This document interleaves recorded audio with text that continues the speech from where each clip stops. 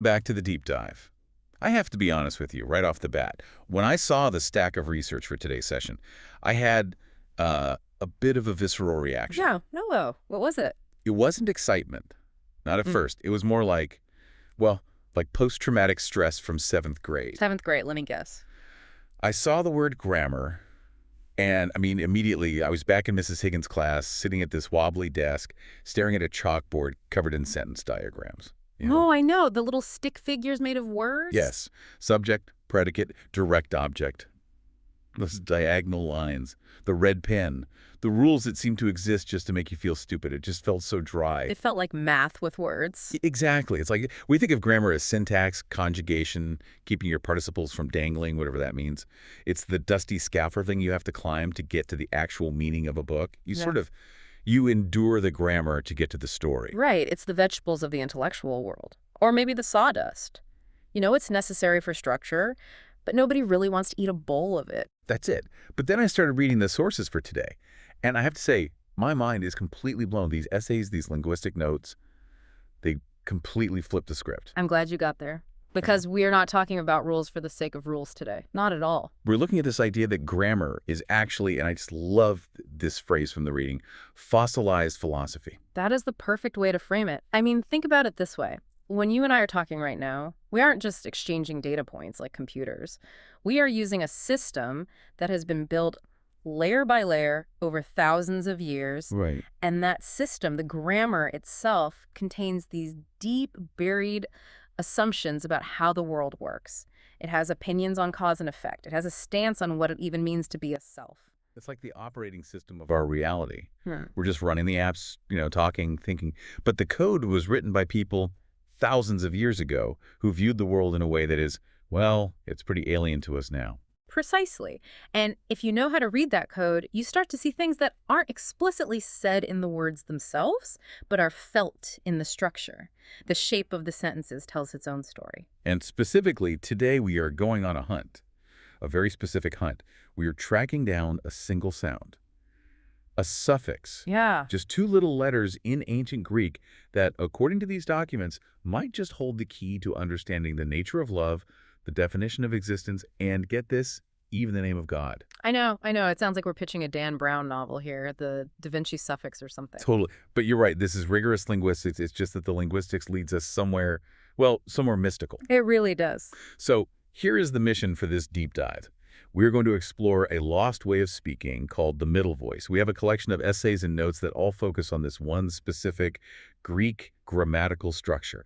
We're going to look at a specific word, eremai, and then we're going to follow that thread all the way to a massive, mind-bending linguistic coincidence involving the Japanese language at the very end. And this is one of those topics where you really have to stay with us through the technical part at the beginning, because I promise you, it starts with a verb ending, but it ends with the nature of the divine. Okay, so let's set the stage. Let's get the hook in. Because to understand why this middle voice is so special, we have to understand what we as English speakers are working with today. The tools in our own toolbox. Right. And in English, and in the way I generally think about the world, I feel like I have two options. Just two when it comes to action. The binary. The binary, active and passive. This is how we structure almost every thought we have. So, active voice. I kick the ball. The subject, me, does something to an object, the ball. Yeah. The energy goes out from me. It impacts the world. Simple. Correct. You are the actor. The ball is the patient, as they say in linguistics. The arrow of causation points away from you. And then there's the passive voice. I get kicked. Or, the ball was kicked by me. The energy comes in. I am the victim or the recipient of the action. Right. Energy flows out, or energy flows in. To us, in modern English, that covers about 99% of how we describe reality. And we've lost the nuance that used to exist between those two poles. We've lost it. You mean we used to have it? Oh, yes.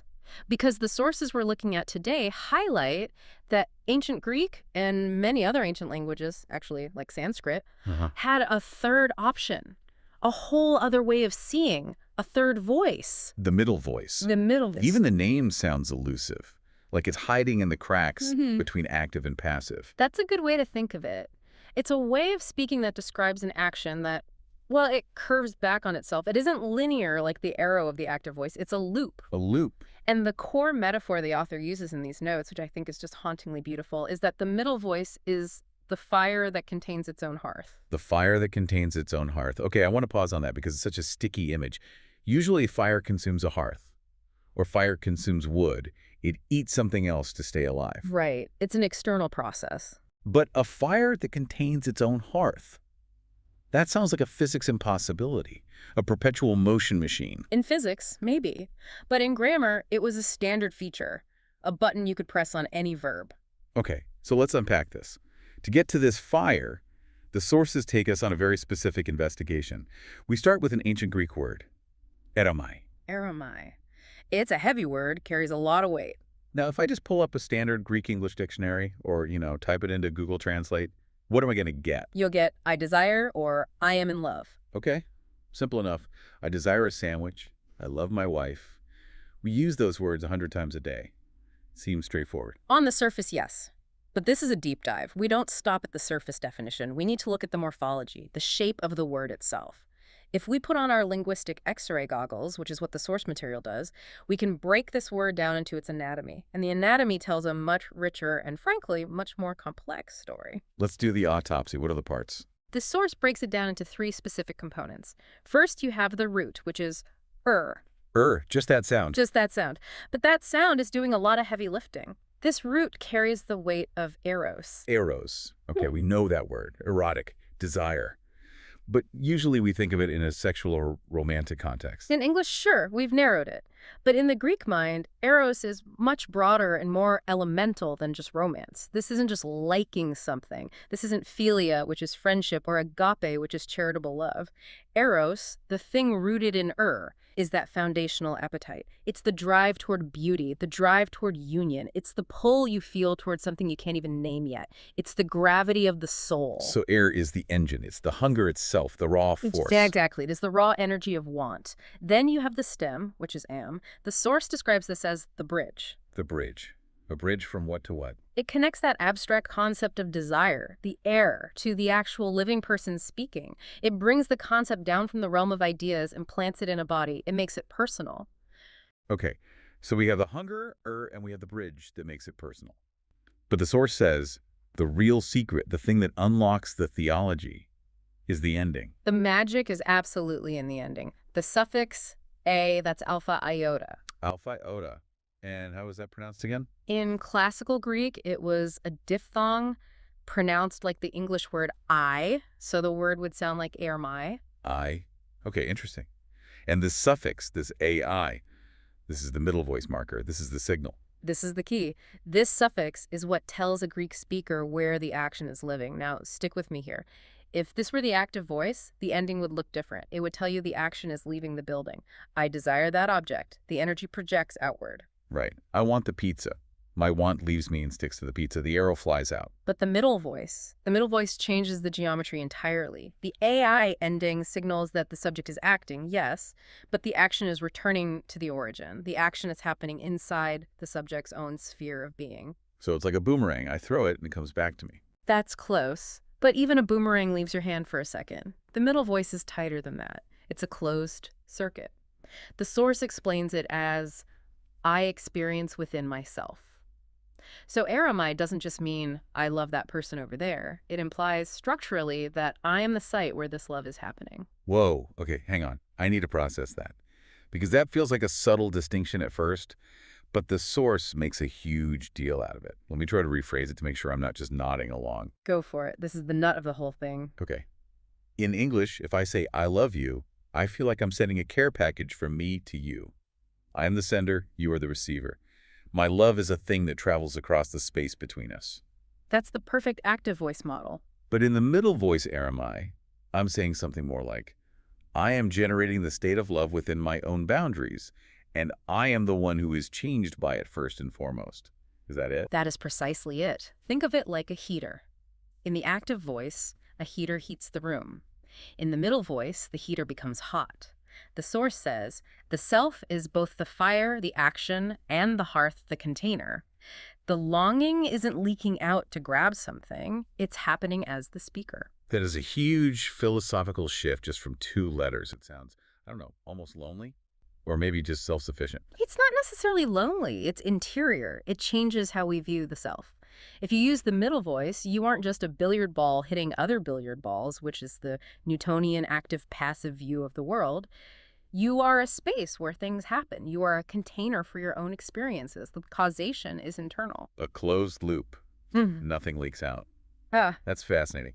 But okay, I have to play this skeptic here for a minute. I feel like we might be overanalyzing a couple of letters from a dead language. and the source material anticipates this exact objection. It's the devil's advocate position. It's important. Right, because we are talking about ancient Greek here. Plato, Socrates, guys in togas. That was a long, long time ago. The source mentions that modern Greek is thousands of years removed. The pronunciation has changed. That agai sound isn't even pronounced I anymore in modern Greek, is it? Correct. In modern Greek, due to a process called ioticism, that diphthong shifted, it now sounds more like the E in the word pet. So if the sound changed, and the culture changed, and the pronunciation changed, can we really say this middle voice philosophy is still there? Maybe it's just a leftover habit, like how we say dial the phone, even though phones don't have dials anymore. Maybe it's just a vestige, an empty shell. That is a valid challenge. Is it just dead weight? And this is where we get into one of the most interesting concepts in the text and a key linguistic principle, diachronic inheritance. Diachronic inheritance. Okay, you're going to have to break that down for me. I know chronos is time. Right, and dia means through. So diachronic means happening through time.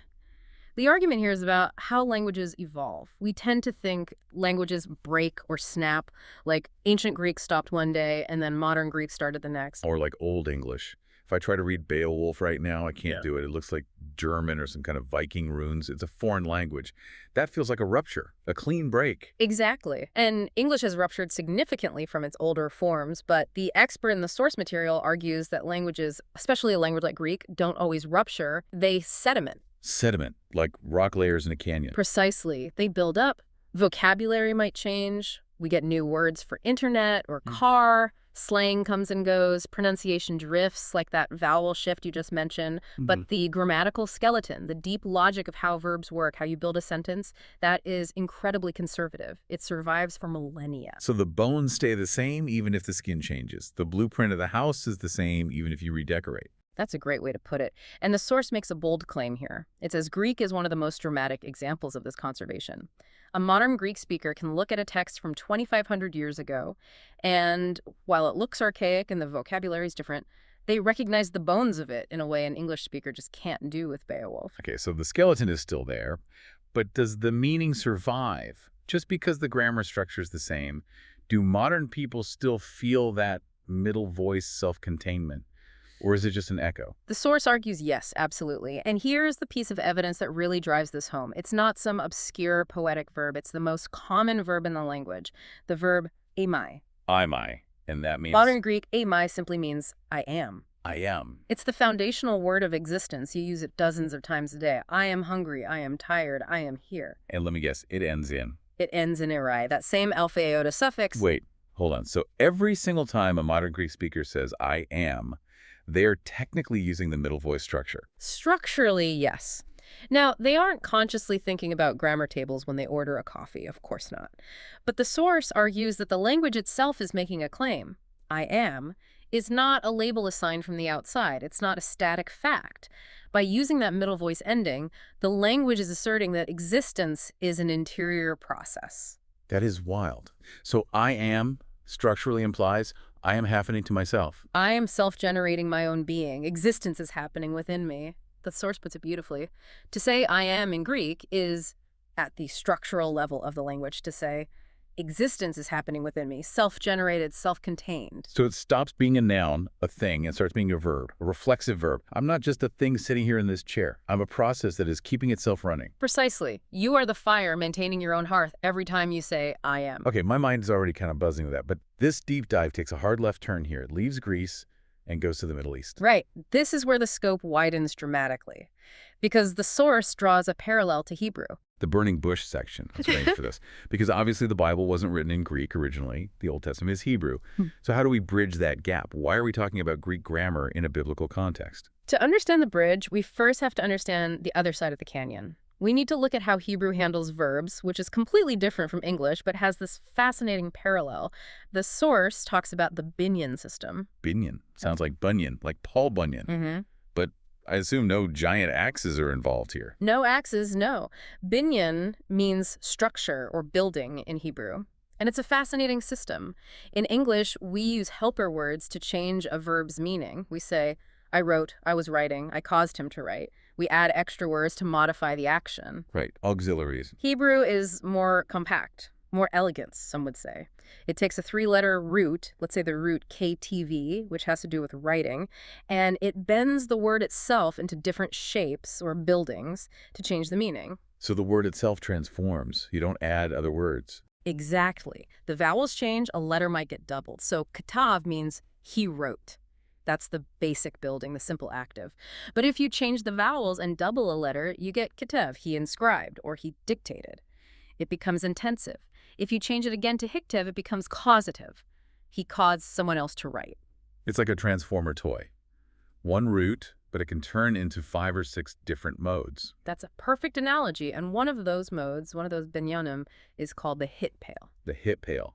And let me guess, this is the Hebrew cousin of the Greek middle voice. It's the structural cousin. The hit pail modifies a root to show that the action is performed by the self, on the self. It's reflexive, it's interior. So if you take that root, KTV for write, and put it in hit pail, it means to correspond or to write to each other.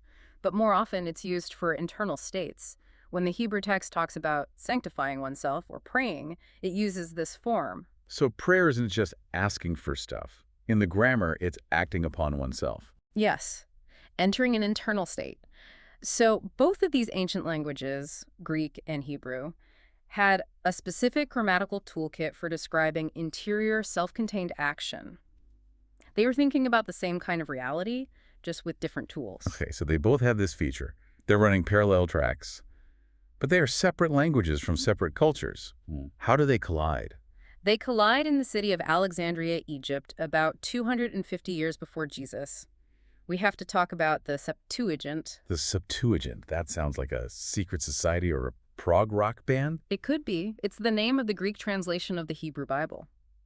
At that time, there were more Jewish people living in Alexandria than in Jerusalem, and many of them spoke Greek as their daily language, not Hebrew. They needed their scriptures in the language they actually used. So they set up the massive translation team. Legend says 70 scholars, hence Septuagint from the Latin for 70. And the source makes a really, really important point here. This wasn't just swapping words. It wasn't like plugging Genesis into Google Translate and hitting go. Pouring Hebrew wine into a Greek vessel. That's the phrase in the notes. I love that. And the argument is the vessel was preloaded. That's the key.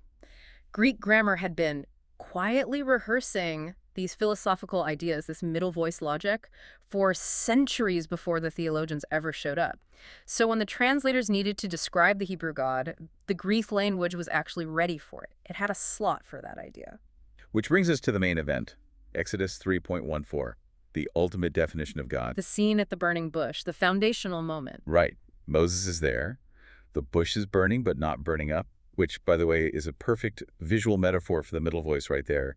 A fire that feeds itself. It absolutely is. I never thought of that. And Moses asks God, who are you? If I go to the people and they ask who sent me, what is your name? What do I tell them? And the answer in English is usually translated, I am that I am. A classic line, but also kind of cryptic. It sounds like a non-answer. I am what I am, like Popeye. It almost sounds dismissive. It does in English, but the source digs into the Greek translation of that line, the Septuagint. When the translators hit that original Hebrew phrase, ehe, asher, ehe, they had to find a way to put it into Greek. And they chose the verb eimi, to be, and they utilized that specific middle voice logic we've been talking about, the structure with that aa ending. So if we apply our fire and hearth metaphor to God's name, what are we actually hearing in the Greek? What would a Greek speaker have heard? They are hearing that God does not just have being. God isn't just one object among many that happens to exist, like you, me, or a toaster. God's being is a self-generated, self-referential loop. God's existence happens within God. So he exists From himself. Is there a word for that? It sounds like a philosophical tongue twister. There's a technical term for it in theology, and it's a big one, aseity. Aseity. Can you spell that for us? A-S-E-I-T-Y. It comes from the Latin, literally, from oneself. It means the quality of existing entirely from oneself, needing no external cause. No external cause. Think about it. You and I, we are caused. We have parents. We need air to breathe. We need food to eat. If you take away the oxygen in this room, I cease to exist in about 3 minutes. My existence is dependent on things outside of me. We are contingent. We lean on other things to stay real. We're not self-sufficient. Exactly. But God, as defined by this grammar, is uncaused. And the source argues that the grammar, that little I ending, was doing this theology long before philosophers invented the fancy Latin word aseity. The grammar itself was screaming. This being needs nothing outside itself to keep burning. It's the burning bush, literalized in grammar. A fire that doesn't consume the bush because it fuels itself. That's heavy. It changes the whole concept of God, not as a big boss in the sky, but as the ground of being itself, the self-sustaining act of existing. And that connects so well to the New Testament section in the notes, because that grammar gets weaponized in a way. There's that moment in the Gospel of John, I think it's chapter 8, where Jesus is in the temple. It's a very tense scene. He's arguing with the religious leaders.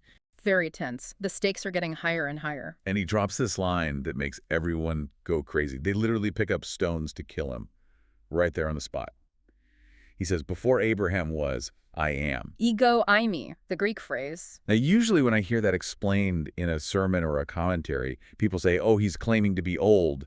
He's claiming to be chronologically older than Abraham, like a vampire or a time traveler. That's the surface reading, and that alone would be annoying to the crowd, for sure. It's a bold claim, but the source argues it's much deeper than that. It's a grammatical claim. It's a grammatical blasphemy. How so? What were they hearing that we miss in the English translation? To say ego eimi, I'm using that middle voice structure in that specific context right after talking about God. It's to claim the structure of the divine self. He isn't just saying, I've been around a long time. He's saying, my type of existence is different from your type of existence. He's claiming aseity. He's claiming to be uncaused. Yes. He is claiming to be a self that has no prior cause, a ground that supports itself. The listeners in the temple who spoke this language, who knew the theological weight of eimi from the Septuagint, they would have heard that metaphysical claim in the morphology of the word. They knew grammar was theology, and that's why they picked up the stones. He was claiming to be the fire that contains its own hearth. It's amazing how much meaning is packed into the shape of the word, not just the dictionary definitions. Like the word itself is a loaded weapon.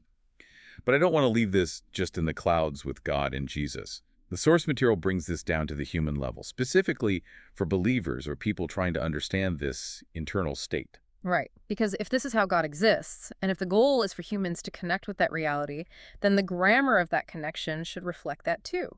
The notes highlight how this middle voice logic applies to core Christian concepts like love and joy. There were two words that stood out to me here, menetai and kairomai. Let's start with menetai. Menetai. It comes from the verb meno, which means to abide, remain, or stay.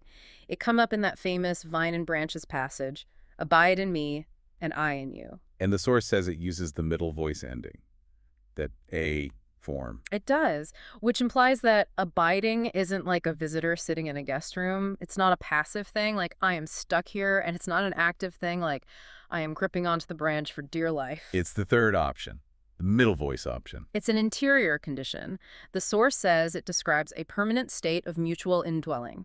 It's a state of being you enter into, a reality that sustains itself within you. So love isn't a visitor that might leave. Love moves in and becomes part of the furniture, or rather becomes a house itself. Exactly. And then there's chiromai. This one really struck me.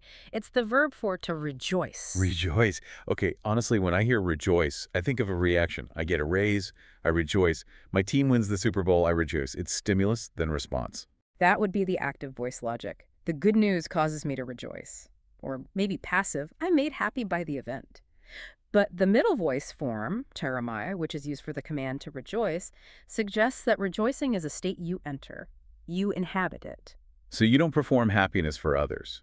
And you don't wait for happiness to hit you from the outside. No. The grammar suggests you become the site at which grace sustains itself. Happiness isn't something you chase. It's a room you walk into and close the door. It's self-contained. It doesn't need the external world to constantly validate it. That is a much more resilient kind of joy, isn't it? If my joy depends on my team winning, I'm going to be miserable half the time. But if my joy is middle voice... Then it carries its own fuel. It's the fire that contains its own hearth all over again. Okay, so we've traveled from a Greek suffix to the burning bush, to the nature of existence, to the internal state of joy. And honestly, if the document stopped right there, I would be satisfied. That is a full meal. That justifies this whole deep dive. It is. It's a complete thought. Yeah. But there is a dessert, and it is a strange one. It is a bizarre, almost mystical coincidence. And I want to be careful here. And the author of the source material is very, very careful too. They admit, look, I'm not a professional linguist. This might be completely random, but it's one of those things you can't unsee once you've seen it. This is the story from the author's afterword in the collection. Right. So paint the scene for us. The author is having a conversation with someone, not a specialist, just a curious thinker, a friend. And they've been talking about this I ending for hours. The alpha iota, the sound of I, the sound of the self, the sound of interiority, the sound of divine being. If they've gone deep down the rabbit hole. And then this person, the friend, points out a connection to Japanese. Japanese, okay, stop. I've put the brakes on. Japanese is a totally unrelated language family. There is no historical connection to ancient Greek. The Greeks weren't sailing to Tokyo in 300 BC. None whatsoever. Linguistically, they are complete strangers on opposite sides of the world. So this is purely a phonetic coincidence. We have to be clear about that. It is. But listen to the coincidence. The friend brings up a simple Japanese phrase. Kami wa ai desu. Which means, God is love. okay, God is love. And the Japanese word for love is I. spelled A-I. AI. Pronounced I. You're kidding. The same sound. The exact same phonemes. Okay, let me track this out loud. I want to make sure I'm not jumping the shark here. The Greek grammatical suffix for interior, self-containing being, the sound of the middle voice, the sound of divine aseity, is I. Yes. Pronounced I. And the Japanese vocabulary word for the concept of love is I. Also pronounced I. And the theological phrase, God is love, brings them crashing together. It does. It creates this resonance across millennia and across cultures that have nothing to do with each other. The source calls this a witnessing. What do they mean by that? I like that term because they aren't claiming it's scientific proof. They aren't saying, aha, this proves God exists. That would be silly and a huge logical leap. They are saying it's a poetic resonance. Two completely independent systems are witnessing to the same truth. It's like the universe rhyming with itself. Precisely. Think about the implication. Greek grammar says, the interior self-sustaining act is called ai, Japanese vocabulary says. The concept of love is called a. If you overlay them, if you let them witness to each other, you get the statement. The self-contained fire is love. God is love. The thing that needs nothing outside itself to keep burning is love. The source has this great line about it. I wrote it down. The universe is not obligated to be tidy, but it is also not obligated to be meaningless. It gives me chills. I know it's just a sound. I know it's probably just random chant, but it feels like finding a hidden signature in the code of reality. I am that I am equals love is that love is. And it suggests that this concept, this middle voice love, isn't just a linguistic trick of the ancient Greeks. It might be pointing to something fundamental about the structure of reality itself. So let's land the plane. Let's bring this all home. What does this all mean for us? For the listener driving to work or washing the dishes right now, we've unpacked the grammar of God. But we're just humans. We're tired. We have bills. We aren't self-sustaining fires. We aren't God, that's true. We are contingent. We need things. But this is where we go back to that synthesis. We've seen that language seems to know things before we do. Grammar was doing theology long before anyone thought to ask it questions. It's humbling. We think we invent these grand ideas, but our words were already holding them, waiting for us to notice. But I think the final provocative thought here, the challenge for you, for the listener, is about that concept of the eternal now that the source mentions. The idea that God isn't a static noun. Right. If God and love are verbs in the middle voice, they aren't things, they are events. They are constant, self-renewing actions that are always happening. So when I say I am... When you say I am, even in English, you are echoing that grammar. You are participating in that idea. You are asserting a self that is, in some small way, its own hearth. Most of us think of our existence as a fact, a static thing. I'm here, bam, done. It's on my ID card, it's a label. But what happens if you view your own existence not as a static fact, but as a continuous self-sustaining act of fire? What if being you is something you are actively doing in a closed loop of grace every single second of every day? That changes the morning commute, doesn't it? Yeah. You aren't just a body sitting in traffic. You are happening. You are a site of existence. You are the fire that contains its own hearth. And if that fire is love, if the Japanese are right, then you are the site of love. You don't have to go out and find it. You are the location where it happens. It's an internal state. That is a lot to chew on. I think I'm going to be thinking about my suffixes and my own grammar for the rest of the week. As you should. It's happening inside you right now. Listen to the hum of your own grammar, everyone. It might be telling you something profound. Thanks for diving in with us. See you next time.